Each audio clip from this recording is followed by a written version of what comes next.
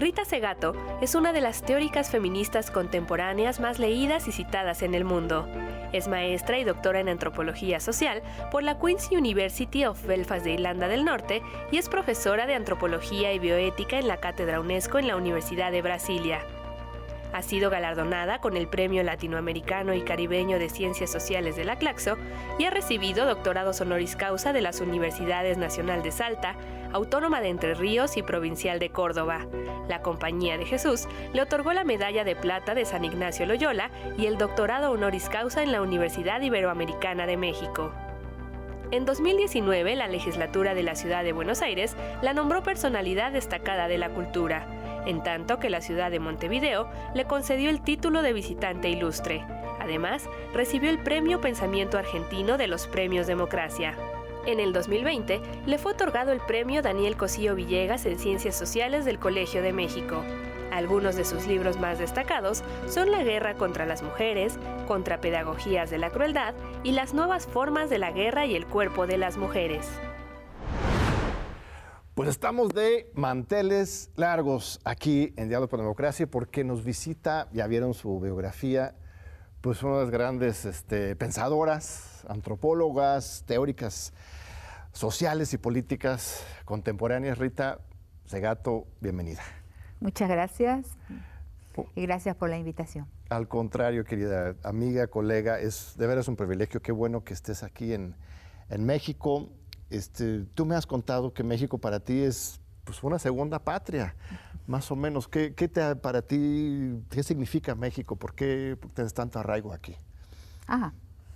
Sí, vengo a México desde prácticamente los 20 años, ¿no?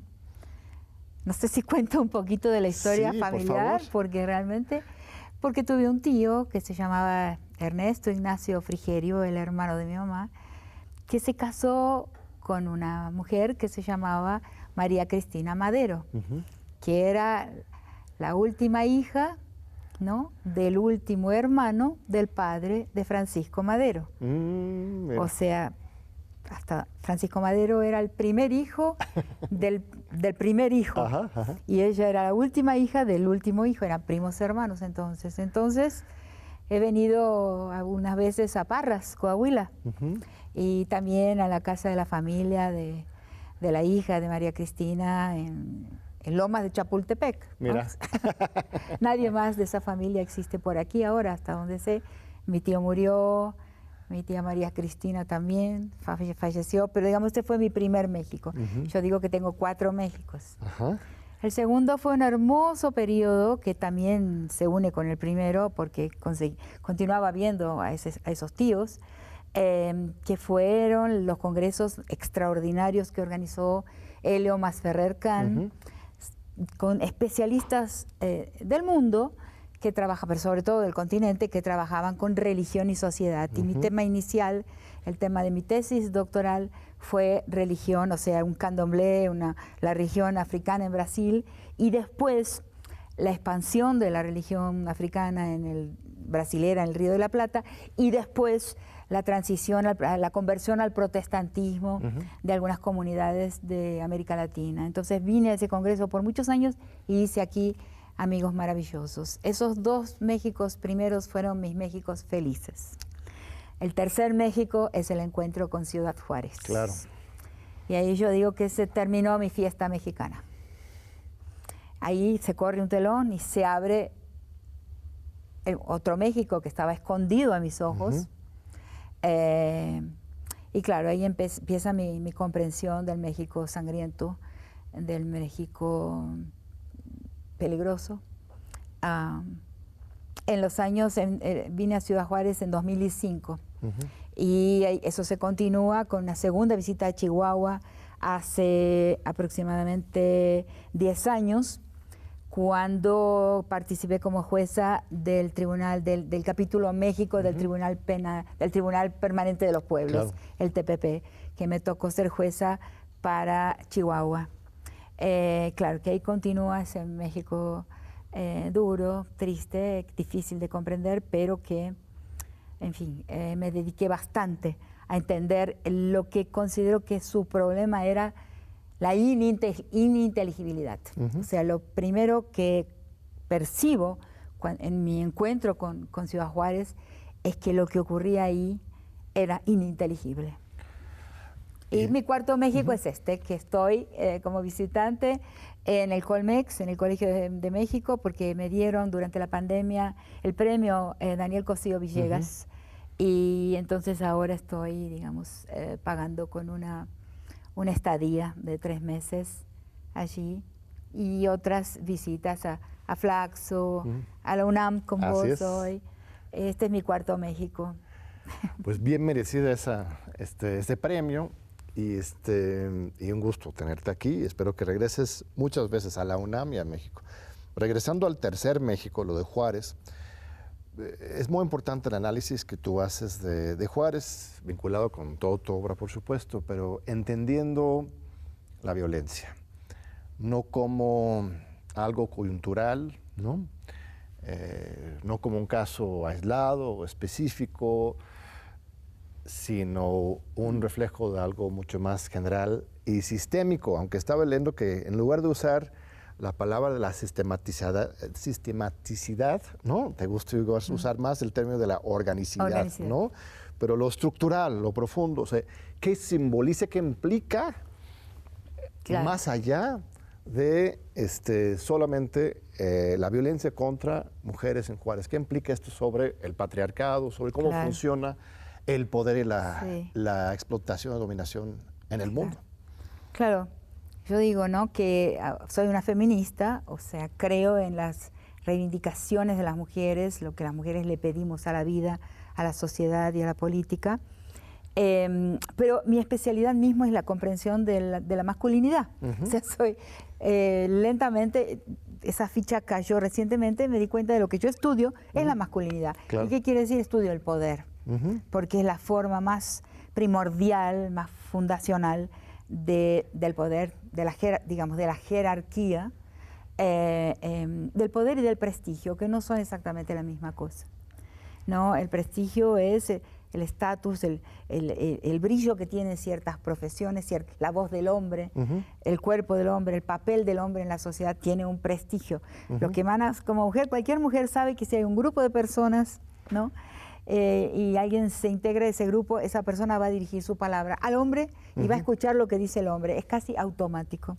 Entonces eso es el prestigio de la posición masculina. Y el otro es el poder también, porque del prestigio después va a derivarse también el poder de esa posición masculina. Y bueno, lo que yo me doy cuenta cuando llego a Ciudad Juárez, que llego a partir de una investigación anterior que hice con presos condenados por violación, y que el juez Garzón me convida a presentar las conclusiones de esa investigación anterior al curso de verano de la Universidad Complutense en el Escorial, y ahí conozco 2 grupos de mujeres que trabajaban, que estudiaban y que militaban, activistas con relación a Ciudad Juárez. 2 mujeres chicanas, entre ellas Rosalinda Fregoso, una gran estudiosa del tema. Yo estudié con ella en la Universidad de California, Santa Cruz. Hice el doctorado allá. Bueno, Rosalinda se ha dedicado muchos años, hace tiempo que no la veo, pero... Y una gran documentalista, Lourdes Portillo. Lourdes es una extraordinaria documentalista que ha hecho el más importante documental sobre Ciudad Juárez. Y no solo eso, Lourdes vive en San Francisco. Nacida en México, pero es chicana, vive en San Francisco muchos años. Ella ha hecho el primer documental sobre las madres de Plaza de Mayo, lo cual es algo curiosísimo, ¿no?, que se vaya y filma con una cineasta argentina también, el primer documental que existe sobre las madres. Y este documental sobre Ciudad Juárez que se llama Señorita Extraviada, es extraordinario, es el mejor. Y ellas estaban ahí en el Escorial y había un grupo de mujeres de Ciudad de México que también estaban ahí. Entonces empiezo a escuchar y me doy cuenta de que hay un elemento de mi investigación anterior que va a decir algo sobre Ciudad, que puede decir algo. Y ahí me doy cuenta de una cosa que yo modelizo, porque lo que me pasa últimamente es que escucho a muchísima gente describir. Lo que más escucho son todo el tiempo descripciones de cómo actúan los carteles, de las fosas comunes, de la crueldad.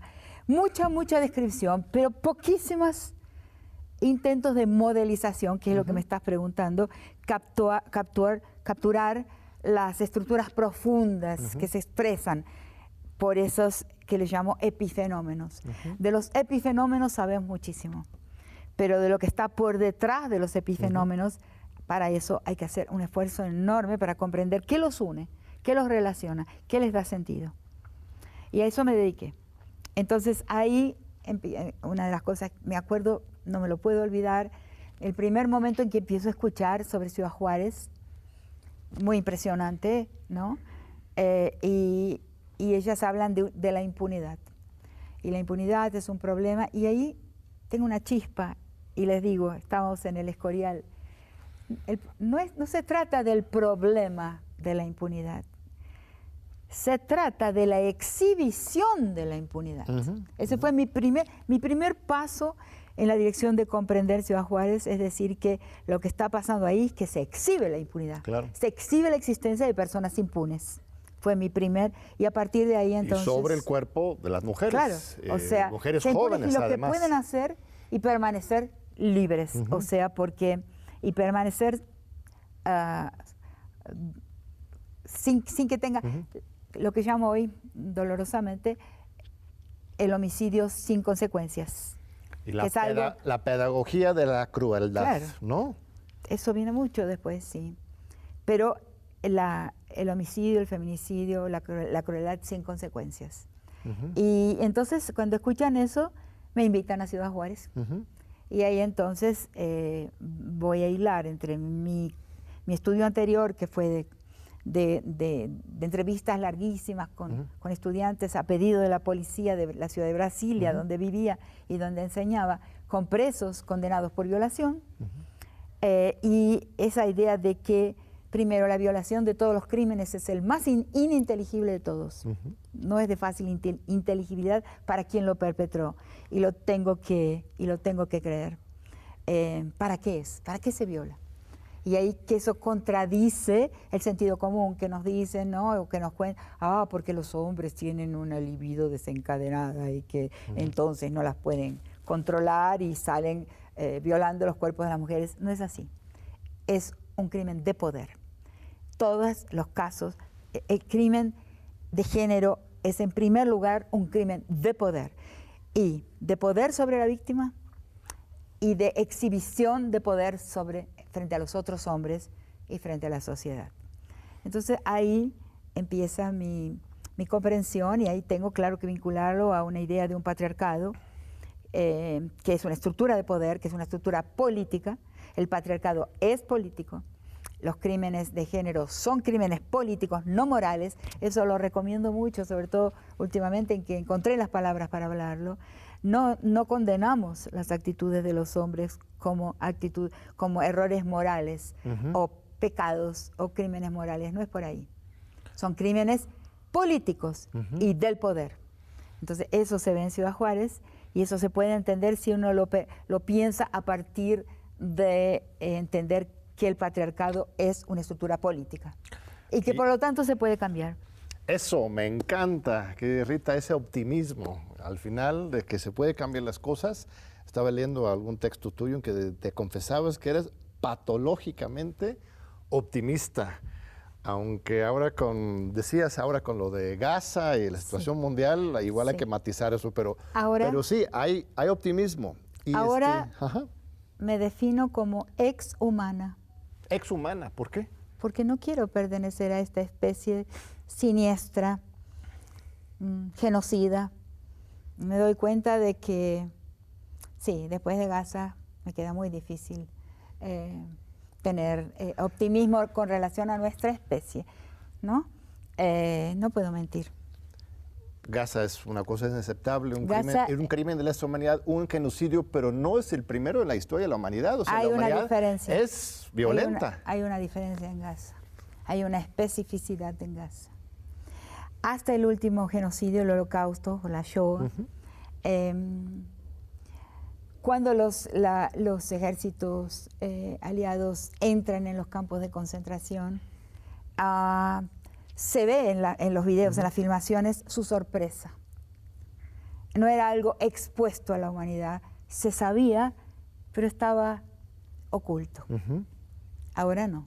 Claro. Ahora está mostrado así. Y lo que se muestra, como ha dicho Francesca Albanese, la gran reportera, la gran reporter sobre Gaza para Naciones Unidas, ella dice que es el último clavo en el ataúd de la Carta de Derechos Humanos. Yo doy un pasitito adelante y digo, es una nueva carta.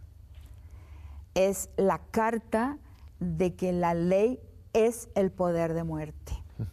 Entonces, ¿qué hacemos en un mundo donde la ley es el poder de muerte? Es muy difícil pensarlo y es muy difícil conservar el optimismo. Yo tengo hoy, en lugar del optimismo de siempre, de pensar que si iluminamos, si nombramos las cosas, si le damos sentido, si entendemos el sentido que existe o la razón que existe por detrás de los epifenómenos, que es lo que hice para Ciudad Juárez, cuerpos tirados en los campos algodoneros, en los baldíos, ¿no? Que es el nombre de campo algodonero. En el sur de América decimos terrenos baldíos, esos cuerpos martirizados, ininteligibles, intentar entender esos epifenómenos, qué son, qué significa, qué voces hablan ahí. O sea, digamos, una violencia, como le llamo, expresiva, o sea, que manda mensajes. Y Gaza es la última consecuencia, la exageración de este cinismo, pues, del poder. Pero también al exhibirse, al demostrar su cinismo, te están diciendo, ahora hay una nueva ley. No te está diciendo que no existe la ley que existía. ¿Pero no crees que también nos despierte a la humanidad? O sea, nos haga ver esa violencia que siempre estaba, ahora verlo tan directamente. Mira las protestas reprimidas, etcétera, pero en todas las universidades estadounidenses, en Europa, en el mundo, de repente siento que los jóvenes y las jóvenes hoy sí les está abriendo los ojos, quizás. Ahí está. Esa es una gran pregunta. Es la gran pregunta sobre la importancia de la verdad.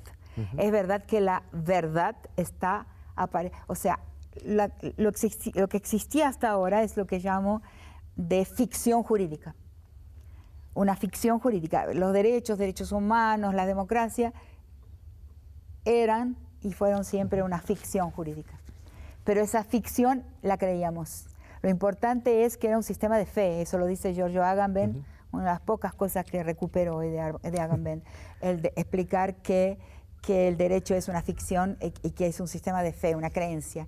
Pero esa creencia era importante para saber qué podíamos esperar de las relaciones sociales, o sea, qué podía pasar y qué no sería raro que pasara, o sea, era impensable que podría pasar. Entonces la ficción jurídica organizaba la vida.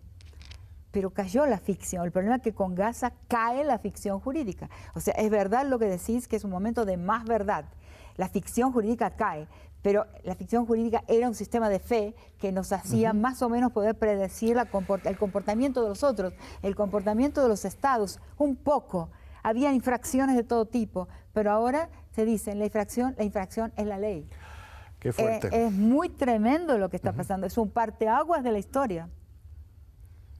Vamos a un breve corte que nos llaman aquí a TV UNAM para continuar con este análisis pues muy fuerte, muy contundente y profundo de nuestro invitado hoy, Rita Segato. No se vayan, vamos a continuar. Continuamos aquí con Rita Segato. Gracias, querida Rita, gracias a nuestro público. Entonces, la violencia cínica impone la ley, o sea, la ley como tal ya desaparece, la hipocresía de los derechos humanos, la fantasía se nos desaparece, pero insisto, esto no está nuevo. Hace unos meses en este mismo estudio estuvo Goran Terborn, un sociólogo noruego que está publicando con nosotros en español y en inglés internacionalmente una nueva teoría, no es nueva, pero un nuevo concepto que me pareció muy convincente, que es el de la democracia genocida, ¿no? Podemos tener países plenamente democráticos hacia adentro, Israel tiene elecciones, etcétera, pero que cometen genocidios afuera. No es cierto que la democracia implica civilización. Y él dice que esto no es nuevo. Los Estados Unidos mismo, el ejemplo supuesto en algún momento dado de la democracia se construye en función del genocidio, en contra de los indígenas, la esclavización de los africanos. En realidad, esta es la historia de Occidente. Bueno. Entonces, la colonización del mundo también fue brutal, la violencia abierta. ¿Por qué ahora estamos, para ti, en un viraje cualitativamente diferente? Bueno, porque primero aparece en la invasión de Irak lo que Judith Butler llamó de violencia telescópica. O sea, claro, es posible hoy, control remoto. Claro, hoy es posible ver cómo y cuánto se mata. Y eso para Gaza es crucial. Podemos ver las imágenes de la atrocidad todo el tiempo, ¿no? En una cantidad de redes sociales y es inevitable. No podemos desviar la vista de una cosa así. Pero por el otro lado, relativo a tu pregunta, lo que pasa es que eso está haciendo caer la democracia en los países que gozaban de una imagen democrática. Eso sin duda. O sea, el onus, ¿no? La pérdida, o sea, el deterioro no está yendo más hacia afuera solamente, pero está yendo también hacia adentro. Es centrípeto. Está deshaciendo, desmoronando las democracias nacionales que, ficcionales o no, podían mostrar su cartón de visita, su tarjeta de visita. Somos un país democrático. Eso se ha terminado. Se ha terminado. Estados Unidos no es más un país democrático. Claro. ¿No? Alemania tampoco es un país democrático. Hay palabras que no sé. Yo pronuncié la palabra Gaza en un encuentro en Tübingen de un congreso de filosofía intercultural el año pasado, y al día siguiente tuve una amenaza de muerte. Claro. Vino un joven, un señor, un muchacho, con toda la apariencia de ser un italiano del sur, y cuando empieza a hablar siento, igual que el mío, el acento macarrónico en inglés, y nuestra conversación, muy rara, que no entendía yo qué me estaba diciendo, me dice, take good care of yourself. Entro en contacto con un gran amigo mío que se llama Rocco Carbone, que es un profesor de sociología calabrés, un gran especialista en la 'ndrangheta, y le digo, Rocco, escúchame, esto es una amenaza de muerte mafiosa, ¿verdad? Y me dijo, sí, Rita, desde hoy hasta el día de juicio final es una amenaza.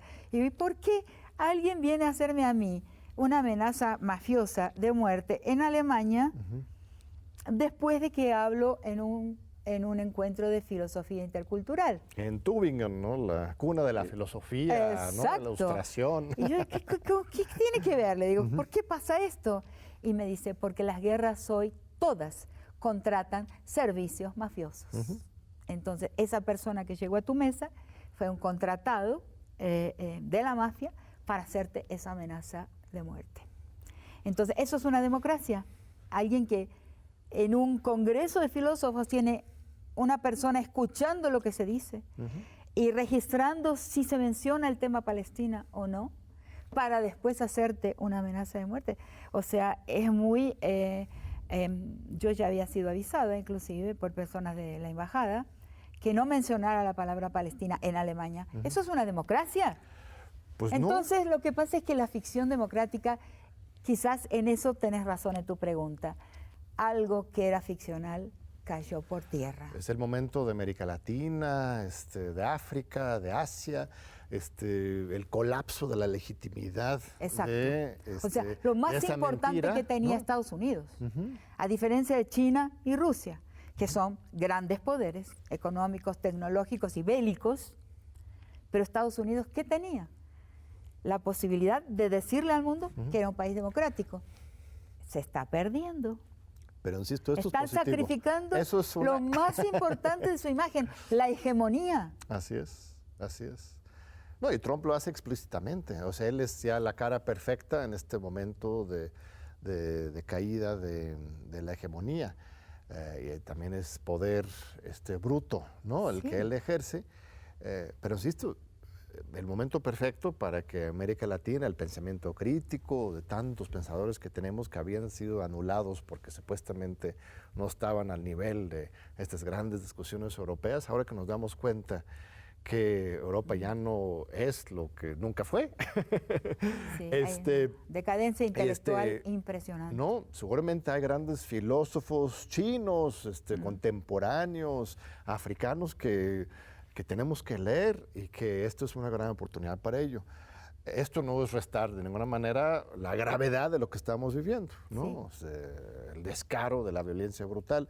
Y esto tiene que ver con lo de Juárez también. O sea, es Juárez pues, en grande, ¿no? O sea, la exhibición de la violencia para esto de la pedagogía de la crueldad. Sí, de ahí viene ese concepto, ¿no? ¿O te estoy leyendo mal? Claro, es una variedad de conceptos profundamente entrelazados, como un laberinto. Me acuerdo de un gran intelectual que en realidad me inspira constantemente, ya fallecido en 2018, que fue Aníbal Quijano. Claro. Fui muy amiga de él en los últimos 10 años de su vida, y él me decía, estoy perdido en mi laberinto de ideas. Claro. Y yo ahora estoy sintiendo un poco eso, de que todos son ideas que en realidad están profundamente imbricadas entre sí. Entonces, la pedagogía de la crueldad es un término que habla de cómo estamos siendo, nuestro umbral de tolerancia al dolor ha cambiado. Estamos constantemente inducidos o conducidos a reducir o ampliar nuestro umbral de tolerancia al dolor ajeno. Y esto es constatable.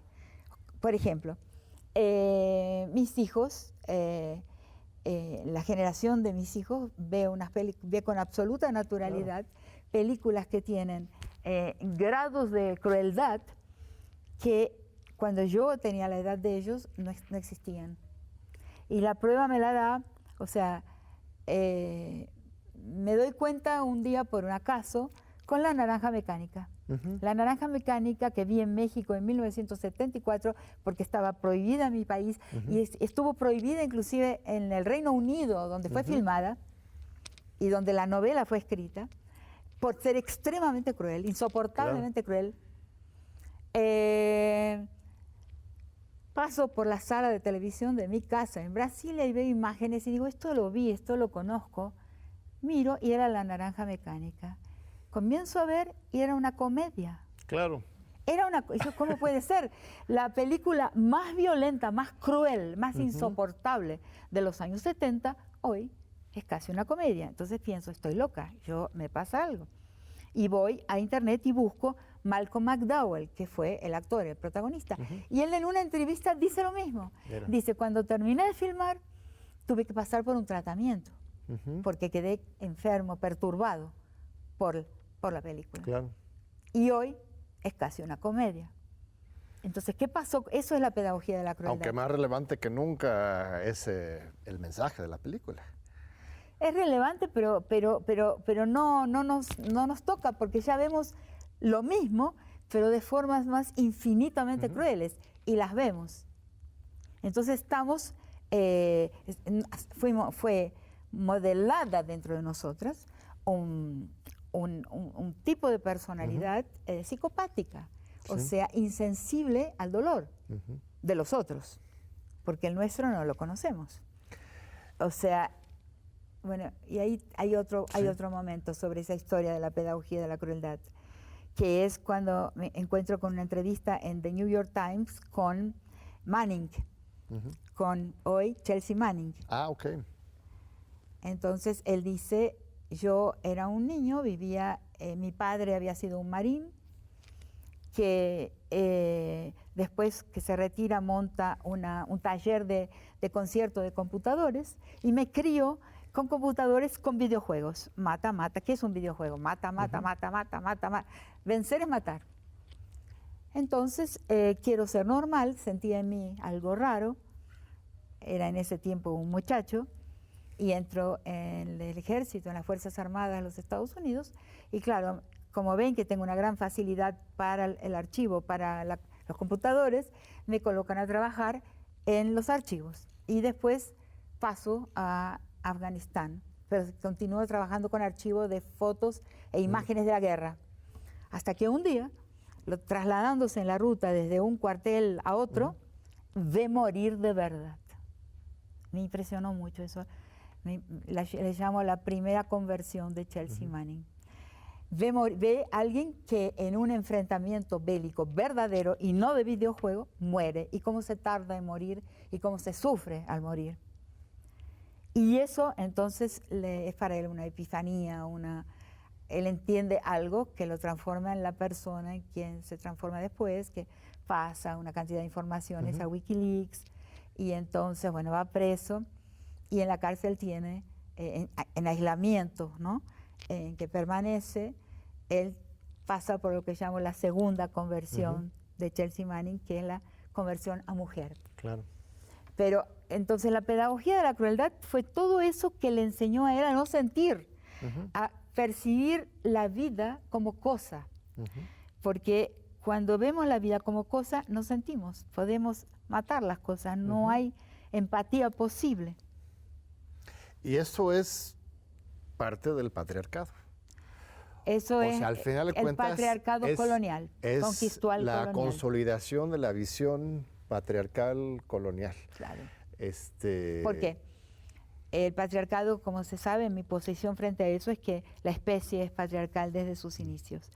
Por una serie de razones que si querés te las cuento después, pero claro, con la conquista y la colonización, ese patriarcado tiene una vuelta de tornillo, tiene una inflexión y se agrava, porque uno de los efectos de la conquista es la transformación de la vida en cosa. La vida, lo vital, lo vivo, no puede ser apropiado. Tiene que ser primero cosificado para ser apropiado. Naturaleza, cuerpos, vegetación, territorios, paisajes. La conquista enseña a cosificarlos para poder apropiarlos.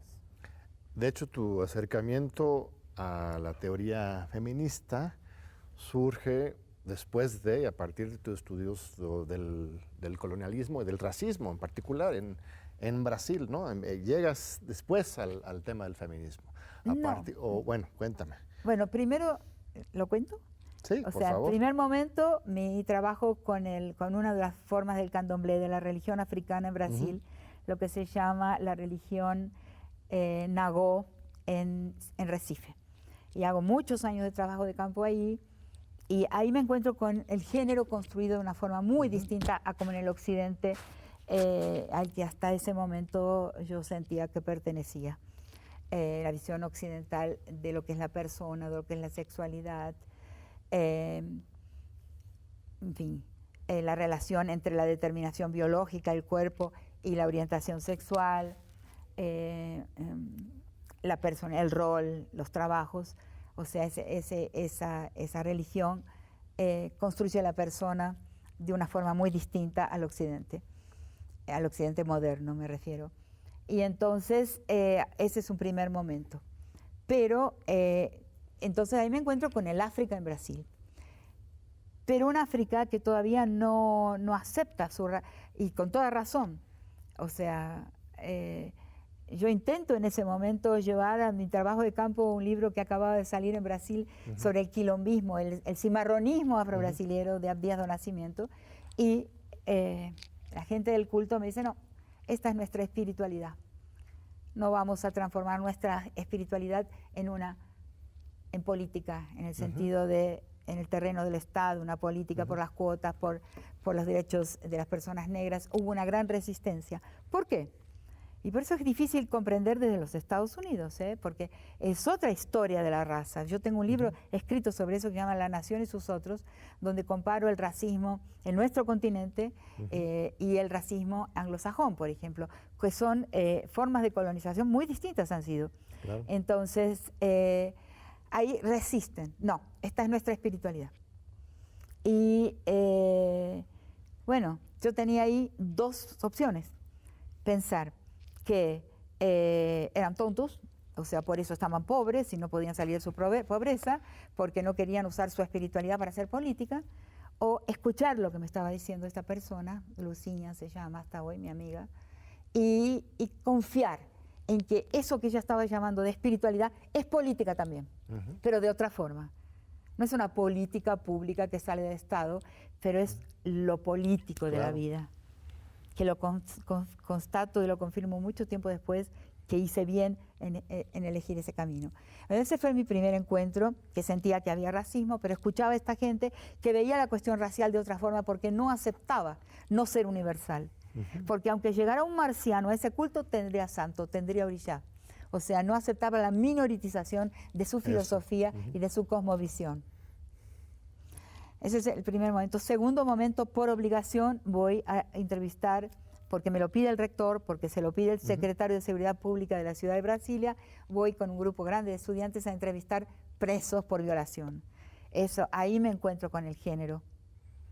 Y después, a raíz de un caso de racismo en mi departamento de antropología de la Universidad de Brasilia, donde un alumno excelentísimo, negro, del Recóncavo Baiano, gay también, es reprobado por un profesor sin corregir un único ensayo del alumno. Mira. Y ahí entro en el tema del racismo y de las cotas, donde participé intensamente de las acciones afirmativas en Brasil, a partir de un caso brasilero en mi universidad, en mi departamento, que me granjeó la enemistad de todo el mundo, pero del cual hoy tengo un gran orgullo de eso, en la lucha por las cotas, que hoy es una realidad en Brasil. Pero salió. O sea, el movimiento negro por muchos años luchó por las acciones afirmativas, pero dentro de una universidad, en un debate interno de una universidad, surge de la Universidad de Brasilia y del caso de Ari Lima y su, digamos, reprobación sin ninguna demostración de que esa reprobación estaba justificada por su profesor. No, eso es lo fascinante de tu camino intelectual y tus teorías. Bueno, hay muchas cosas fascinantes, pero uno es justamente tu capacidad de integrar todas esas perspectivas de manera integral. La estructura patriarcal, el poder, la estructura racial, en el fondo, la estructura colonial, pero entenderlos como un todo sin desaparecer ninguno de los elementos. O sea, una superación dialéctica de cada uno para entender estructuralmente lo que está pasando. O sea, eso es lo que pues hizo Marx, ¿no? Realmente, no sé hasta qué punto te consideras marxista, eso ya es otro tema, cosas, pero la metodología que él utiliza es eso, ¿no? O sea, tú estás haciendo lo mismo en el siglo XXI sobre los temas centrales del poder para exhibir lo que está pasando abajo de la superficie, ¿no? Sí. Yo he estudiado Marx, vengo de una militancia adolescente y juvenil, ¿no? En la Argentina, claro que sí. Quizás no soy leninista. Claro. Pero sí, es un grande, ¿no? Me dio tentación de decir algo acá. Ahorita vamos a un corte. Te lo voy a decir a vos. Ahorita regresando del corte, para que regresen con nosotros, la tentación de Rita va a caer. No sé, sí. Ahorita nos vemos en 2 minutitos después de este corte. Pues seguimos aquí en este diálogo tan intenso con nuestra invitada de lujo. Muchas gracias, Rita. Gracias a nuestro público. Mira, quiero agarrar uno de los conceptos que ya mencionaste, que tiene que ver con este pensamiento integral, estructural, que propones y que ejerces, que es el de la minoritización, ¿no? Sí. O sea, esta idea de que supuestamente, ver cada una de las sufrimientos y las represiones de diferentes sectores de la sociedad de manera separada, ¿no? Las mujeres sufren como mujeres y es su problema, o hay que resolverlo, pero para ellas, ¿no? O los negros, o los transgéneros, o cada grupo, identity politics, ¿no? De que hay que defender cada uno de los grupos y sus derechos, que es muy importante. Pero si nos quedamos en ese nivel de estar solamente defendiendo los derechos de cada uno de los grupos, perdemos de vista la película completa. tenemos que ir más allá de esa minoritización, no solamente liberar a un grupo, sino liberar a la humanidad. Insisto, otra vez es marxista, ¿no? Lo que decía Marx, ¿no? Sí. La clase que no solamente se liberaba a sí misma, sino al liberar a sí misma, el proletariado, Exacto. liberaba a la sociedad en su conjunto. Entonces, la lucha por liberar a las mujeres, desde las mujeres, no solo libera a las mujeres, sino libera a la humanidad. Todos, al final de cuentas, somos víctimas, no para poner el mismo saco al macho y a la víctima, pero realmente es una lucha general y estructural, ¿no? O sea, ¿en qué sentido esa lucha feminista se vincula con lo demás?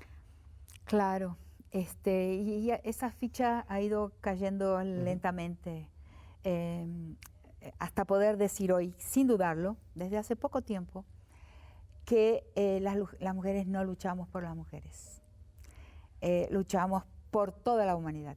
Si cambia, si el patriarcado es derrubado, en español es derrumbado, ¿no? Derrumbado, sí. Sí, porque en portugués es derribar. Bueno, si el patriarcado es derrumbado, no son las mujeres las que nos vamos a beneficiar, sino toda la humanidad. Es una lucha por la humanidad y por los hombres también. Por eso muchas veces vienen, había al principio muy pocos hombres en las plateas, ahora hay más. Pero venían esos pocos y decían, ¿cómo podemos ayudar a las mujeres en su lucha para liberarse?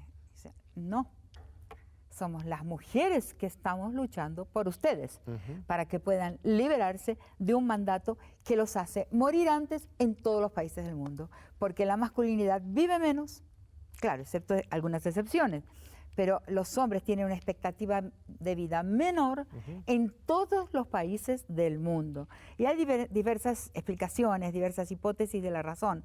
La razón que yo creo que es la verdadera es la dificultad en mantenerse en control de las características que hacen que un hombre pueda ser considerado un hombre. Que comienza el día que tu papá llega y te da una palmada en el hombro, o un tío, y te dice, hijo, eres un hombre. O te lo indica de alguna forma, y que es lo que todo hombre algún día espera, que alguien le dé una palmada en el hombro, hombre y hombro, ¿no? Es casi la misma palabra, sí, con una letrita de diferencia. Y le diga, eres un hombre. Eso es una cosa ganada, una cosa peleada y ganada. Y un peso social. Y a partir, ¿no?, de ahí tenés que reganarla, o sea, recuperarla constantemente, porque en cualquier momento lo ganado se pierde. Y eso es un esfuerzo enorme. Por eso, en mi caso, tengo la satisfacción, como en el caso de hoy, cuando estamos ahí, que un señor muy mayor hablaba del mandato de masculinidad y decía que tengo razón cuando digo del peligro de perderlo. Y yo me encuentro con hombres de diferentes generaciones, desde muy viejos hasta muy jóvenes, que de repente se dan cuenta y me dicen, gracias, abajo el mandato de masculinidad, porque exige demasiado y mata rápido y los afea a los hombres, y es un peso espantoso, una cruz espantosa cargar. Nosotras las mujeres somos más felices, a pesar de todo. Pero entonces, también hay también un peso terrible sobre las mujeres, más fuerte, de que tienen que cumplir con una imagen idealizada, sexualizada, objetivizada, de la mujer en la modernidad, ¿no? También es un peso, genera trastornos alimenticios, trastornos de salud terribles. No, hay mujeres, ¿no?, que lo acatan, otras que no. Yo, por ejemplo, nunca hice una dieta en toda mi vida. Entonces, y nunca fui flaca ni nada, pero estoy feliz. O sea, eso es la hegemonía, o sea, lo que nos hace creer el patriarcado. Y nosotras las feministas, yo creo que nuestro trabajo es decir, no es necesario ese sufrimiento a los hombres y a las mujeres. Lo que quiero decir con esto es que las mujeres sí tenemos peso, sí sufrimos, pero los hombres también. Entonces, esa humanidad sufriente puede transformarse y puede caminar hacia un horizonte más benigno, hacia una vida un poquito más vivible, más feliz, entender lo que es la felicidad, la alegría, la satisfacción. Yo soy convencida de que la maldad y la crueldad son el resultado del sufrimiento de quien los perpetra.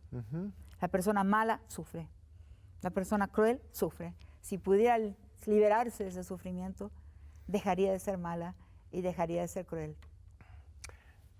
Y ese camino pasa por la liberación de las mujeres. Las mujeres podemos enseñar algo, podemos enseñar algo.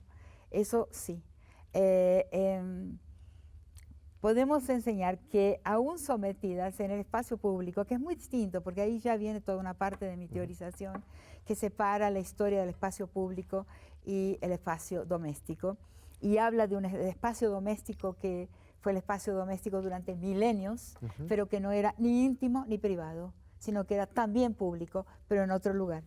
Era dotado de una politicidad, había ahí gestión de la vida, había ahí administración de la vida con un impacto en el destino colectivo, que con la modernización y la nuclearización de la familia se privatiza, se vuelve íntima y se le retira, se le roba su politicidad, se la expropia de su politicidad. Entonces hablo de cómo deberíamos volver a pensar la política a partir de otra historia. O sea, una historia no weberiana de la gestión. De la burocratización del Estado. Una historia del Estado que no fuera esa, porque el Estado es en realidad la última etapa de la historia de los hombres, en mi perspectiva. El violador eres tú, o sea, tú eres quien acuñó ese concepto, esa frase que se viralizó en el mundo entero. Con las tesis. Con las tesis. ¿Cómo te sientes de haber generado, formado parte de tan central de un movimiento así? No sabía que eso estaba ocurriendo hasta un día en que encuentro a una de las tesis en Lima, en un congreso, y me dice, hola Rita, nosotros estamos trabajando sobre una tesis tuya, ¿no? Y entonces mis compañeras te mandan este regalo.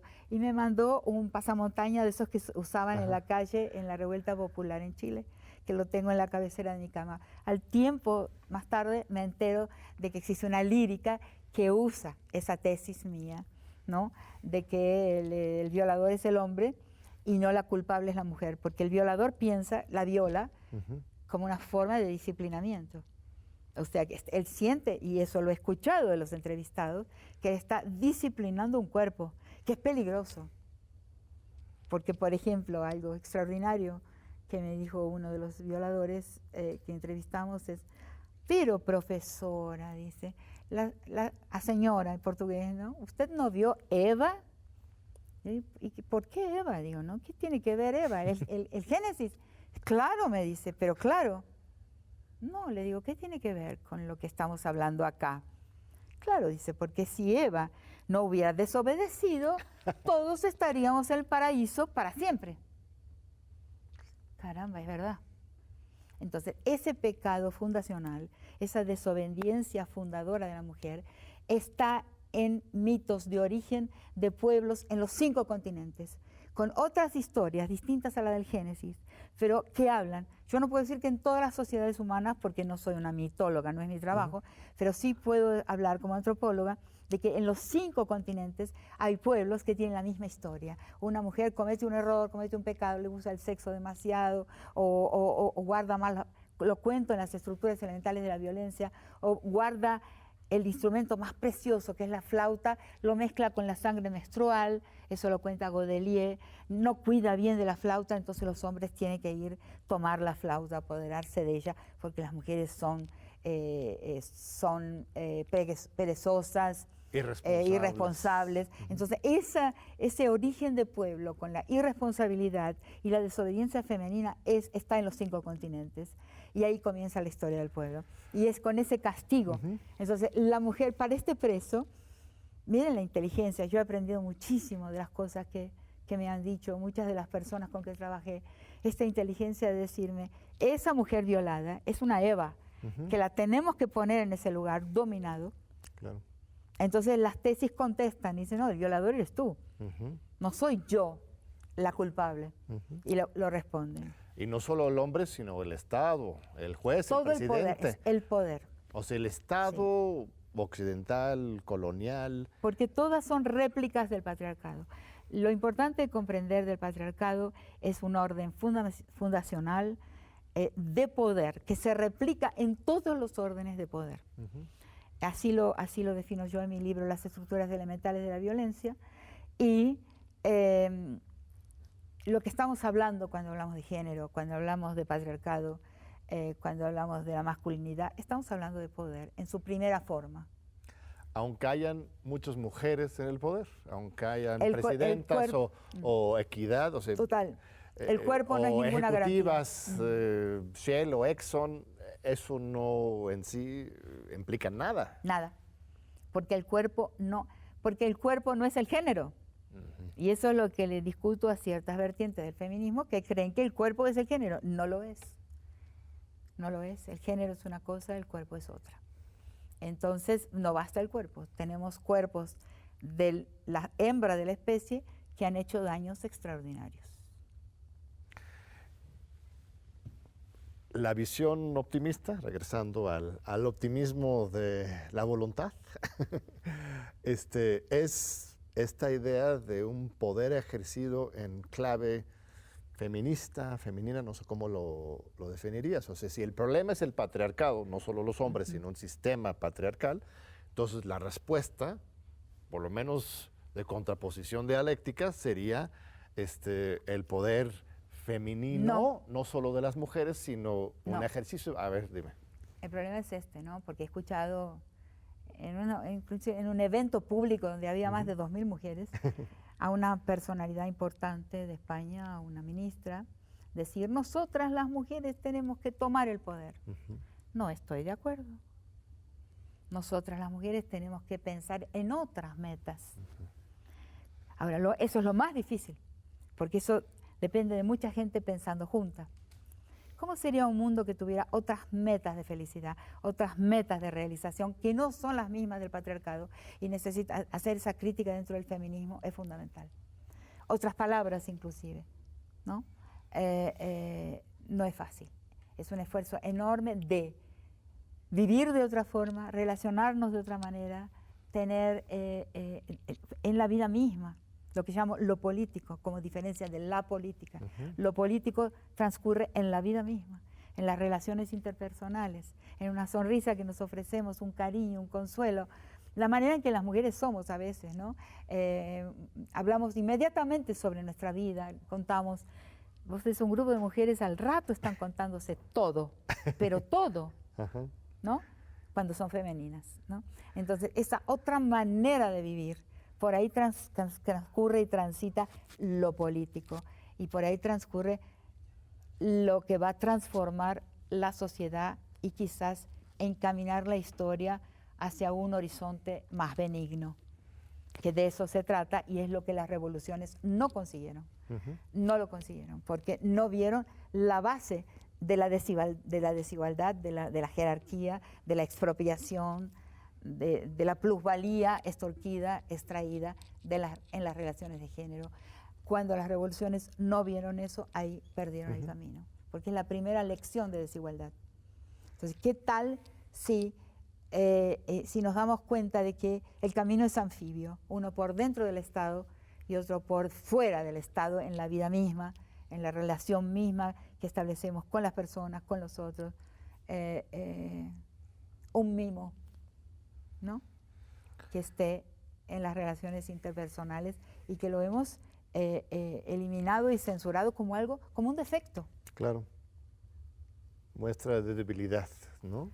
Claro, exactamente, como muestra de debilidad, que no son debilidades, sino son la fuerza de la vincularidad.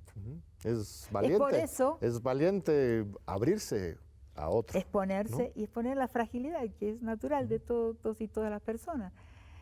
Entonces, cuando digo que por qué los poderes, o sea, la gran pregunta, ¿por qué un millonario quiere impedir el aborto de una muchacha?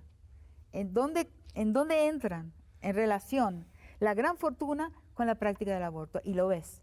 O sea, la lucha contra todas las reivindicaciones, sobre todo la lucha contra la soberanía de las mujeres sobre su propio cuerpo, es una lucha de las fortunas, es una lucha de las corporaciones. Todos los grupos políticos, el frente político completo, ¿no?, que respalda y protege la acumulación-concentración como meta histórica, intenta bloquear el camino de las mujeres por una soberanía sobre el propio cuerpo. ¿Por qué? Porque son peligrosas. Porque ahí hay un peligro, porque eso es capaz de reconducir la historia hacia un destino más benigno para toda la humanidad. Pues muchas gracias, querida Rita. La verdad es que un gozo escucharte y espero que regreses muy pronto, que podamos tener otra oportunidad para dialogar aquí y que puedas ofrecer alguna conferencia pública en la UNAM. De veras es un privilegio tenerte. Se nos acabó el tiempo, pero nos despedimos de nuestros estudiantes, profesores y el público en general, nuestra gran audiencia aquí en TV UNAM. Gracias por escucharnos. Nos vemos de nuevo en 8 días. Muchas gracias. Gracias, muy buena. Gracias por dejarme hablar, ¿no? Porque Al contrario. Gracias a ti, Rita. Salud. Buenas noches. Hasta luego.